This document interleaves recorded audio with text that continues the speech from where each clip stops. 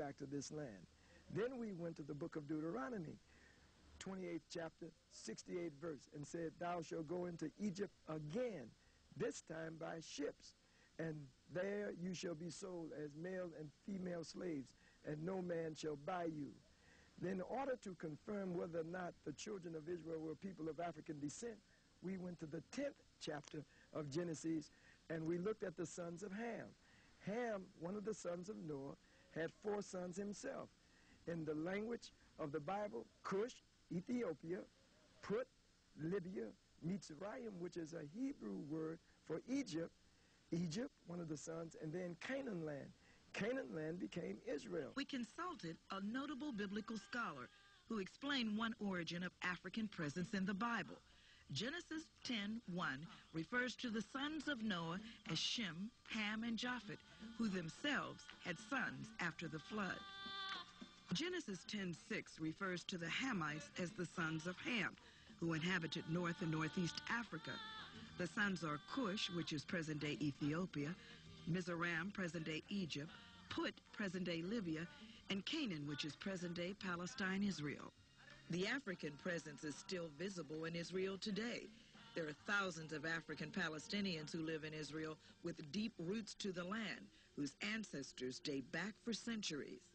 I met with Ali Jaddah, tour guide, and the informal mayor of the African Palestinians in Old Jerusalem. I asked him about his life and relations between the Afro-Arabs and the Jews. Well, life for him, I think it's the hell. I'm one of those people who had experienced that. To be Palestinian, that's a big problem. But to be a black Palestinian, I'm quite convinced it will be the hell, because as a black Palestinian, I am double oppressed by the Israelis. In what way? In what way? I will explain. First of all,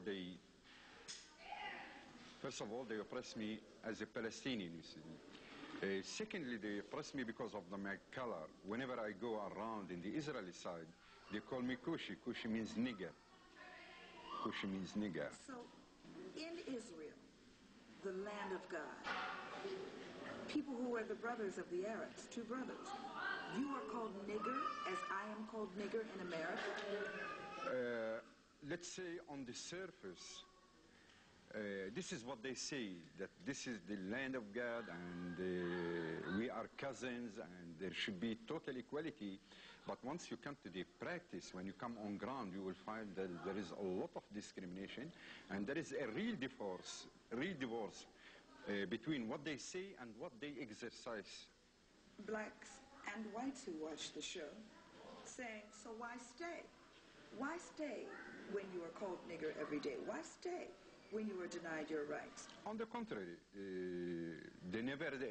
the more they humiliate me, the more they oppress me, the more I stick to my land. Because this is my land. I'm so rooted. We are deeply rooted as Africans, as Palestinian Africans in this land. And we know pretty well that our ancestors, I'm talking about thousands and thousands of years, had been here in this country, but they were spread away, taken to Africa, from Africa to the United States. So the more they exercise brutality, the more they exercise oppression against me, the more we are determined to stay, because this is our homeland, and we have a message, we have a holy message, that this land should be the land of real peace, not the false peace that they are talking about it now.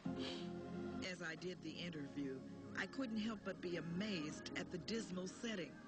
We were in Old Jerusalem, in the city of walls, sitting in an old jail called Prison's Gate. It had been built by the Mamluks. The Mamluks. Which are? They are Arabs, Muslims, who came from Syria and occupied this area. We are talking about a period of 1358. About 600-700 years old, this place.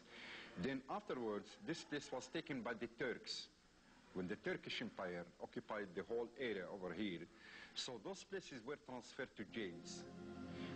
Originally, those places were built for pilgrims, people who come from Mecca, outsiders. So the Mamluks wanted some places where they can stay, where they can serve them, give them food, and they have toilets, all these things. But once the Turks came over here, they transferred those places to prison.